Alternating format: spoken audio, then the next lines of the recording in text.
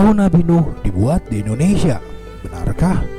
Assalamualaikum warahmatullahi wabarakatuh, Sobat Nyubi TV dimanapun saat ini Anda berada. Dalam kesempatan kali ini, Nyubi TV akan mengangkat sebuah kisah bapak seluruh umat manusia setelah Nabi Adam yang tercatat pernah mengalami sebuah fenomena banjir besar yang menenggelamkan seluruh isi bumi dan memusnahkan segalanya terkecuali yang tinggal di dalam perahu yang beliau buat. Di mana hari ini ketika fosil dari perahu itu ditemukan 32 km dari Gunung Ararat dan tepat di bawah Bukit Judi di Turki.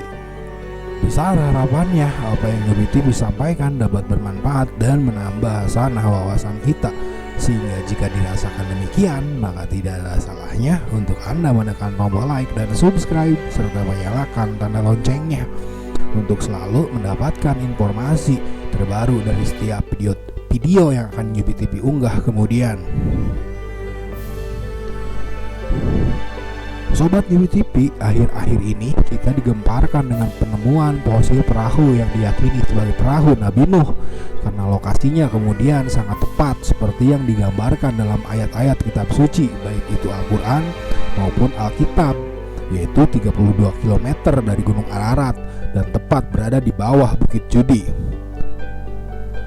Dalam Al-Quran, Allah Subhanahu wa Ta'ala berfirman, "Hai bumi, telanlah airmu, dan hai langit, hujan berhentilah, dan air pun disurutkan, perintah pun diselesaikan, dan bahtera itu pun berlabuh di atas Bukit Judi, dan dikatakan, binasalah orang-orang yang jolim." Al-Quran Surat Hud ayat 44.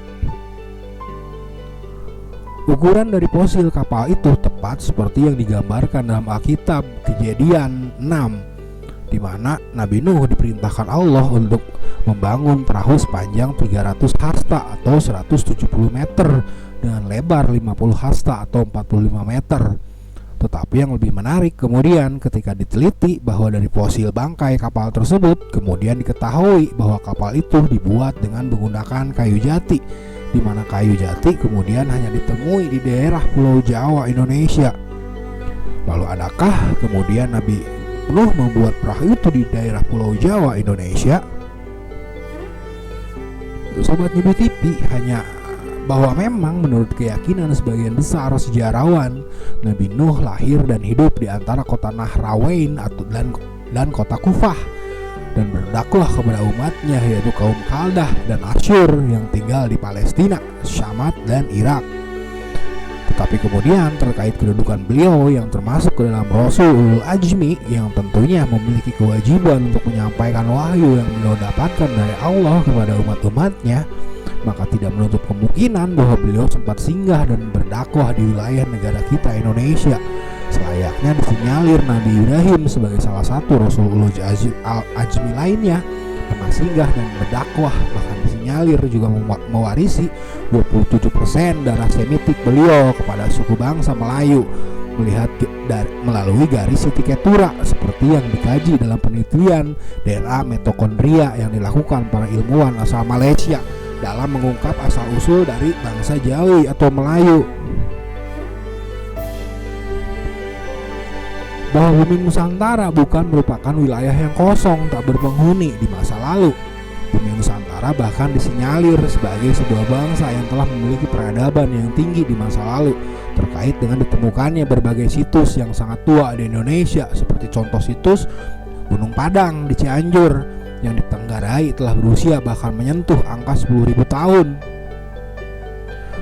Bahkan dalam kajian ilmuwan asal Malaysia yang mengungkap tentang teori DNA mitokondria, bangsa Melayu atau Jawi justru adalah pusat dari peradaban di wilayah Asia Tenggara dan Timur sebelum akhirnya menyebar ke wilayah Asia lain. Sehingga atas dasar itu maka kemudian sangatlah mungkin pasca turunnya manusia pertama di muka bumi, yaitu Nabi Adam, di mana banyak pendapat yang menyebut beliau turun di Mekah, di Bukit Sapa, atau bahkan hingga di India dan Afrika. Maka anak keturunan Nabi Adam kemudian telah bermigrasi ke berbagai penjuru bumi, termasuk ke bumi Nusantara salah satunya. Terkait ternyata telah ditemukan sebuah peradaban yang begitu maju di bumi Nusantara dengan pembuktian ditemukannya situs-situs seperti situs Gunung Padang.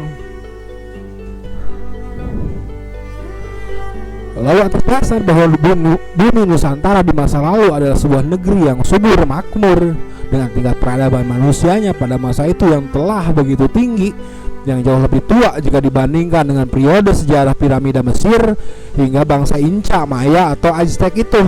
Adakah kemudian bumi Nusantara mustahil untuk menarik perhatian para Rasul Allah seperti Nabi Nuh dan Ibrahim untuk mendatanginya dan berdakwah ke atas para penghuninya sesuai tugas yang mereka sebagai Rasul utusan Allah?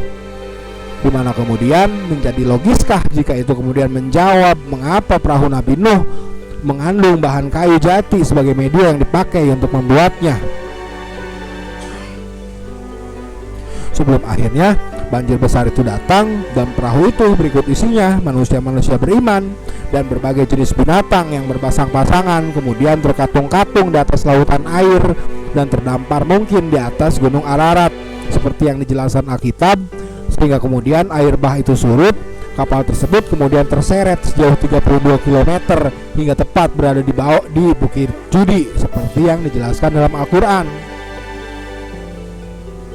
Sobat Nyubi TV, bahwa mungkin saja para rasul besar itu tidak berasal dari bumi Nusantara yang kita cintai ini, tetapi bumi Nusantara kita adalah tetap sebuah permata yang indah yang akan menarik minat setiap manusia yang melihatnya. Peradaban kita di masa lalu adalah sebuah peradaban yang besar dan sempat besar. Sejarah kita dikenal dan disegani. Kita memiliki Sriwijaya, Singosari hingga Majapahit, sebuah imperium besar yang pernah berkuasa di atas wilayah Asia Tenggara dan bahkan mampu menaklukkan imperium perkasa tak terkalahkan di muka bumi seperti Mongol yang hanya bisa takluk dan tunduk di bawah kekuatan Nusantara kita. Pesona bumi Nusantara kita inilah yang tidak menutup kemungkinan bagi para utusan Tuhan singgah dan berdakwah ke atasnya, entah itu Nabi Nuh atau bahkan Nabi Ibrahim yang mungkin kemudian Nusantara mengenalnya dengan sebutan Brahma, selayaknya Bani Israel menyebutnya Abram dan atau Eropa menyebutnya Abram.